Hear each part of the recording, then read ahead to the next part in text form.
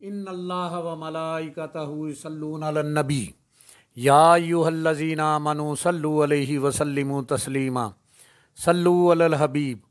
الصلاۃ والسلام علیک یا سیدی یا رسول اللہ وعلی آلک و اصحابک یا سیدی یا حبیب اللہ الصلاۃ والسلام علیک یا سیدی یا نبی اللہ وعلی آلک و اصحابک یا سیدی یا نور اللہ سبحان ربک رب العزت عما یصفون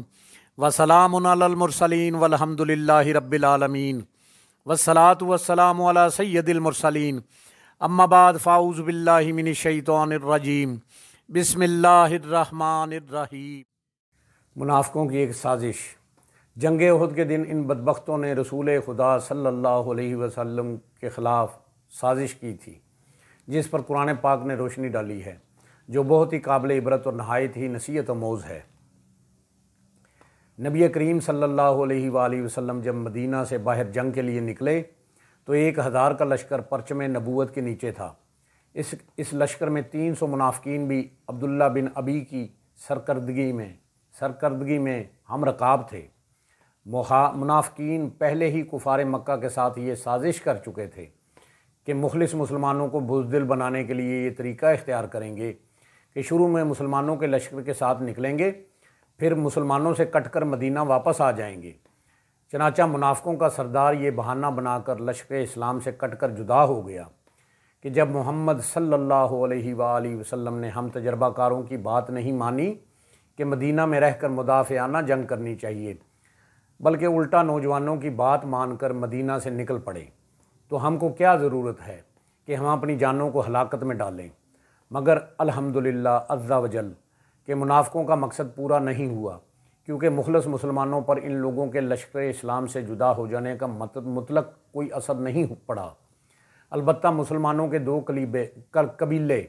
بنو سلمہ اور بنو حارثہ میں کچھ تھوڑی سی بد دلی اور بزدلی پیدا ہو چکی تھی، مگر مخلص مسلمانوں کے جوش جہاد کو دیکھ کر ان دونوں قبیلوں کی بھی ہمت بلند ہو گئی۔ یہ لوگ بھی ثابت قدم رہ کر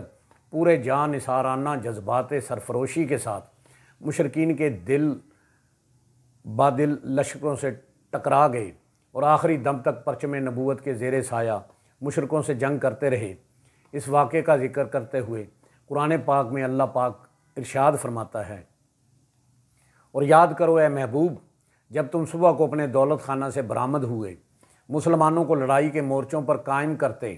اور اللہ سنتا جانتا ہے جب تم میں 2 گروہوں کا ارادہ ہوا کہ نامردی کر جائیں، اور اللہ ان کا سنبھالنے والا ہے، اور مسلمانوں کو اللہ ہی پر بھروسہ چاہیے۔ الغرض جنگ احد میں منافقوں کی یہ خطرناک سازش اور خوفناک تدبیر بالکل ناکام ہو کر رہ گئی، اور الحمدللہ عز وجل اگرچہ 70 مسلمانوں نے جام شہادت نوش کیا، لیکن آخر میں فتح مبین نے پیغمبر کے قدم نبوت کا بوسہ لیا، اور مشرکین ناکام ہو کر میدان جنگ چھوڑ کر اپنے گھروں کو چلے گئے، اور پرچم اسلام بلند ہی رہا۔ اس واقعے سے سبق ملتا ہے کہ اگر مومنین خاص نیت کے ساتھ متحد ہو کر میدان جنگ میں کافروں کے ساتھ جواں مردی اور اولو العزمی کے ساتھ جہاد میں ڈٹے رہیں تو منافقوں اور کافروں کی ہر سازش و تدبیر کو اللہ تعالیٰ ناکام بنا دیتا ہے۔ مگر یہ حقیقت بڑی ہی صداقت آمیز ہے۔ برائے فتح پہلی شرط ہے ثابت قدم رہنا، جماعت کو باہم کرنا، جماعت کا باہم رہنا۔ اللہ پاک سے دعا ہے جن سے وہ پیار کرتا ہے ہمیں ان کا ادب عطا کرے، اپنے نیک بندوں کی صحبت عطا فرمائے، ہمیں باادب باعمل عاشق رسول بنائے۔ اللہ کریم ہمیں راہ حق پر چلنے کی، حق بات کہنے کی، سننے کی اور اس پر عمل کرنے کی توفیق عطا فرمائے۔ ہم سب کی جان آقا کریم صلی اللہ علیہ وآلہ وسلم کا فرمان عالی شان ہے، جو شخص میری امت میں نیکی پھیلائے یا اچھی بات پہنچائے، اللہ اس سے پیار کرتا ہے اور جنت اس کا مقدر ہے۔ گناہ گار ہیں، بدکار ہیں، سیاہ کار ہیں میرے مولا، جو بھی ہیں تیرے محبوب کی امت میں سے ہیں۔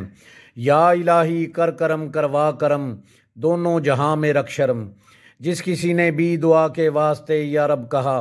کر دے پوری آرزو ہر بے کس و مجبور کی۔ جس کسی نے بھی دعا کے واسطے یا رب کہا، کر دے پوری آرزو ہر بے کس و مجبور کی، آمین بجاہ نبی الکریم الامین، وآخر دعواہم ان الحمد للہ رب العالمین۔